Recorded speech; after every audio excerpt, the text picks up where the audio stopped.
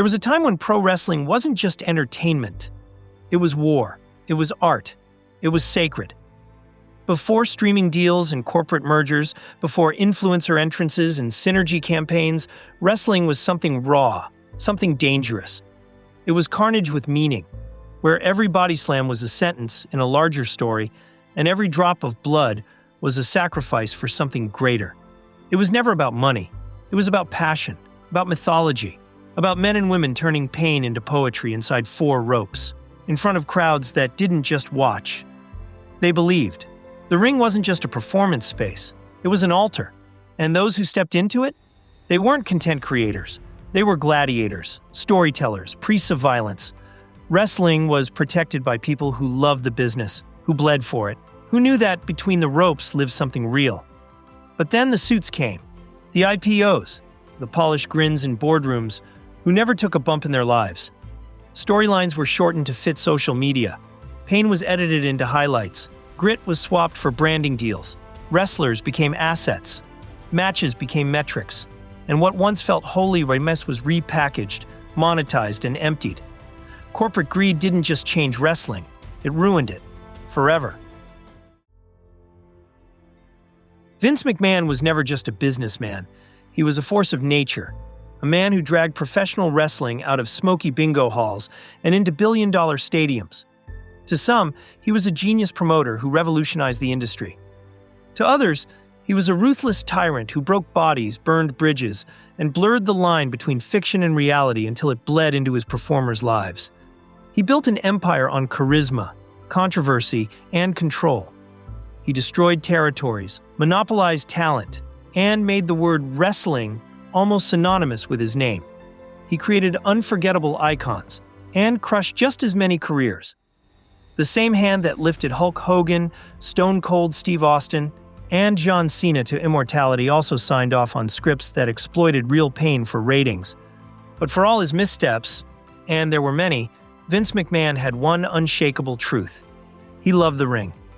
He would defend its sanctity at all costs, even as he corrupted the systems around it. Wrestling, to Vince, was sacred, a stage of gods and gladiators.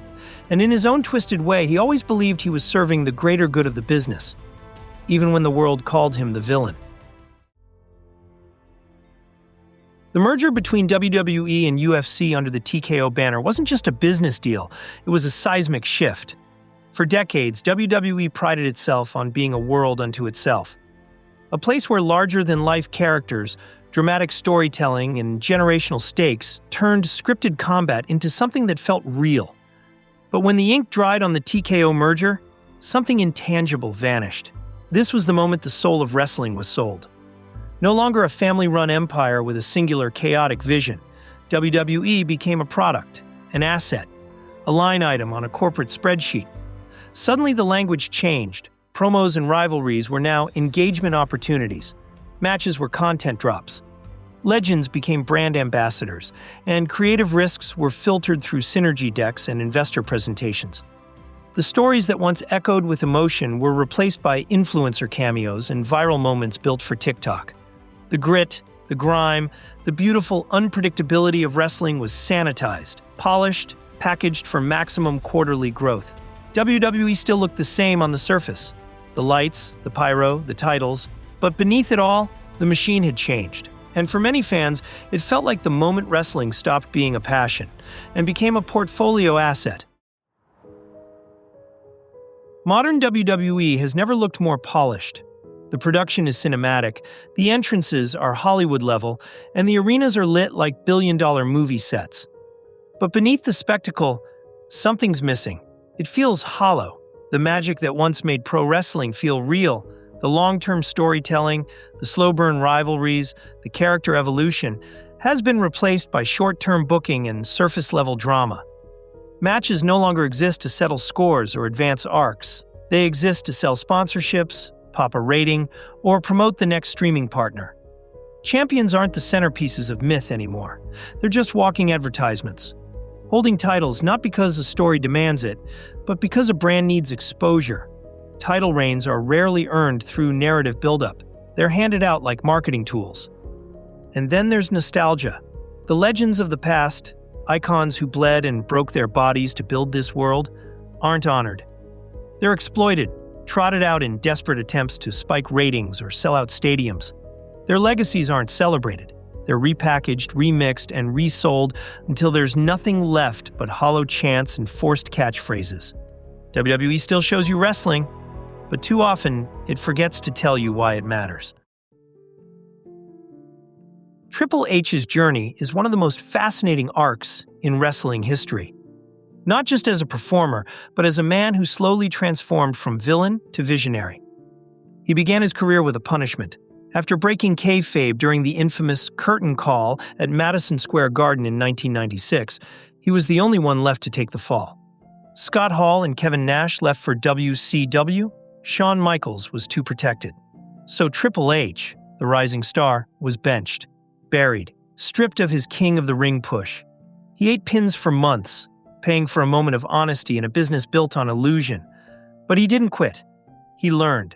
He mastered the politics, studied the locker room dynamics, observed Vince McMahon's every move. He became a student of the business, not just the in-ring side, but the boardroom side. Slowly, he climbed his way back up. And when he married Stephanie McMahon, many said he played the game, but few understood how well he knew the game. Then came his greatest creation, NXT. At a time when the main roster was drifting further into overproduced PG content, Triple H built NXT as a rebellion. Black and gold, gritty, and pure. A wrestling-first product. Storylines rooted in competition. Characters crafted over months, not weeks. Matches that told stories in the ring. Not through camera cuts and catchphrases. He didn't just run a show. He built a culture. One that respected wrestling's soul. Fans called it the real WWE. It was a safe haven for purists. And when Vince was finally forced to step away, Triple H inherited the throne, not just in name, but in spirit. He brought with him that NXT philosophy, depth over spectacle, narrative over noise. Suddenly, long-term storytelling returned. Characters grew and changed. Surprise returns weren't just for shock value, they meant something. Promos had heart, rivalries had layers. Triple H wasn't just filling Vince's shoes, he was repairing the foundation. And in doing so, the man once punished for breaking character became the one who brought character back. In an era often criticized for shallow storytelling, the Bloodline saga emerged as a shining beacon, a narrative masterpiece that captivated wrestling fans around the world. It wasn't just a storyline, it was a deeply personal family drama played out in the squared circle, blending tradition, betrayal, loyalty, and raw emotion in a way rarely seen in modern sports entertainment. At the heart of this saga was the legendary Anoa'i family, led by Roman Reigns, the tribal chief, whose complex character journey blurred the lines between hero and villain, patriarch and tyrant. The saga explored themes of power, respect, and identity, giving fans more than just matches to watch. It gave them a story to feel invested in. Much of the credit goes to Triple H, who took the reins of WWE Creative and meticulously crafted this long-term plan. Known for his emphasis on storytelling depth, he nurtured the Bloodline arc over months and years, planting seeds early that blossomed into shocking betrayals and heartfelt reunions. The emotional payoff wasn't rushed or superficial. It was earned through patient storytelling, layered character development, and intense, well-booked matches. Then came WrestleMania 40, widely hailed as a creative triumph and a turning point for WWE's narrative ambitions. This WrestleMania didn't just showcase big matches. It was filled with cinematic moments that felt like a hybrid of blockbuster film and live sports drama. Every angle was carefully choreographed to evoke powerful emotions, triumph, heartbreak, and catharsis, while honoring the legacy of the characters and the fans. From surprise returns to heartfelt promos, the event demonstrated how wrestling could be both grand spectacle and intimate storytelling. It reminded fans why they fell in love with wrestling in the first place, because it's more than athletic competition. It's a living, breathing saga of human struggle and connection.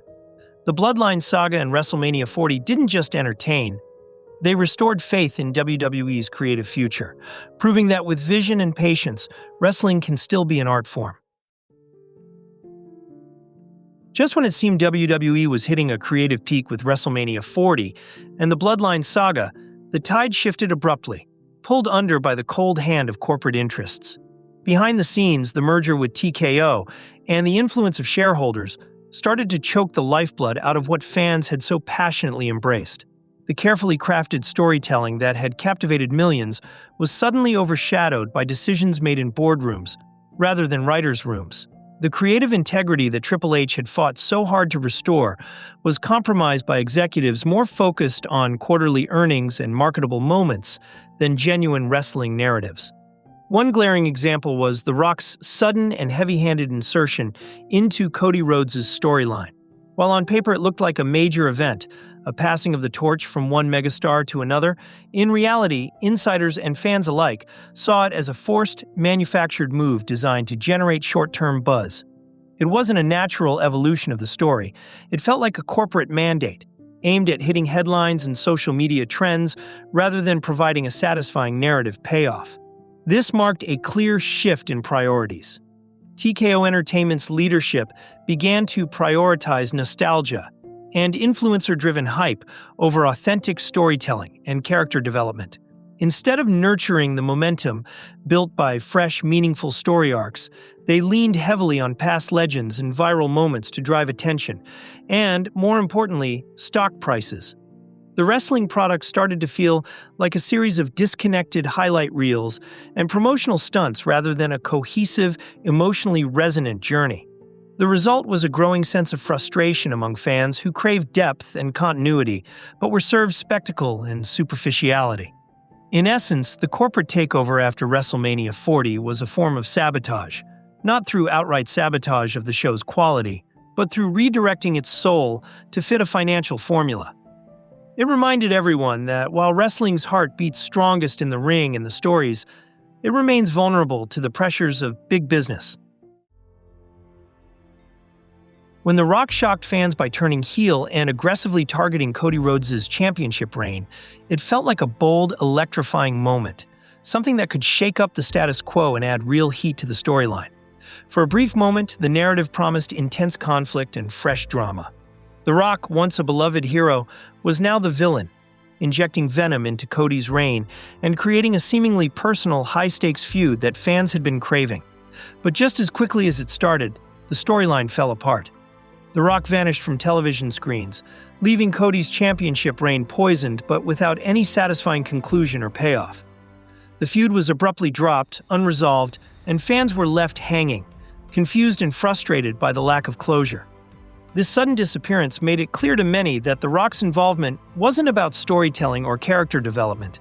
Instead, it reeked of a business-driven stunt designed to capitalize on The Rock's star power and generate buzz in the short term. It was a calculated move, more about headlines and marketing than wrestling artistry. Fans and insiders alike saw this heel turn as a fleeting spectacle, a flash in the pan orchestrated by corporate executives to create momentary excitement, with little regard for long-term narrative coherence. The Rock's brief villainous arc became a symbol of how genuine storytelling was being sacrificed for quick, profitable moments that ultimately left the audience unsatisfied. WrestleMania 41 was packed with spectacle and star power, but beneath the glitz, many felt the show had become more of a corporate billboard than a true wrestling event. The highly anticipated main event between John Cena and Cody Rhodes, which should have been a storytelling masterpiece filled with emotional depth, instead fell flat. The match lacked genuine emotional weight. Its outcome felt engineered more for social media buzz than for meaningful narrative closure. The finish was clearly crafted with TikTok virality in mind, aiming to create shareable moments rather than a satisfying payoff for longtime fans invested in Cody's journey. Adding to this corporate sheen, celebrities like Travis Scott were shoehorned into the event not because they enhanced the wrestling experience, but because their presence guaranteed mainstream media attention and crossover appeal. These celebrity appearances became more of a marketing tool than a genuine part of the show, signaling WWE's increasing focus on attracting casual viewers and advertisers rather than prioritizing the wrestling community. WrestleMania 41 symbolized a shift where spectacle and viral moments took precedence over storytelling and athletic competition. The event became a carefully choreographed advertisement for WWE's brand, an entertainment product packaged for maximum exposure, often at the expense of the core wrestling narrative that once made WrestleMania the grandest stage of them all. At its core, wrestling was never meant to be just polished entertainment or a smooth product designed for easy consumption. It was meant to be painful, chaotic, raw, and real. A living, breathing drama played out with sweat and sacrifice inside the ring. The beauty of wrestling came from its imperfections, its unpredictability, and the deep emotional connection forged between performers and fans. It was a world where every scar and every shout carried meaning, where stories unfolded over months and years, and where passion fueled every move. But today, that spirit is fading. The rise of TKO, the corporate giant now controlling wrestling's fate, symbolized the death of authenticity. Wrestling has been repackaged as nothing more than algorithm-friendly content, a means to chase quarterly earnings, social media clicks, and fleeting trends. The sacred storytelling, once at wrestling's heart, has been sacrificed to corporate greed, transforming a beloved art form into a sterile product, engineered for maximum profit. This isn't just about business. It's about what wrestling means to the fans and the wrestlers who pour their souls into it. When profit becomes the primary goal, passion is forced to take a back seat. And without passion, wrestling loses its soul. The true tragedy is not that wrestling changed, all art evolves, but that it's being stripped of what made it sacred in the first place. The question remains, can the industry reclaim its heart before it's too late? Or will wrestling forever be another casualty of the relentless drive for profit? Hope you enjoyed this video. Don't forget to like and subscribe for more such amazing wrestling content only on Smackverse.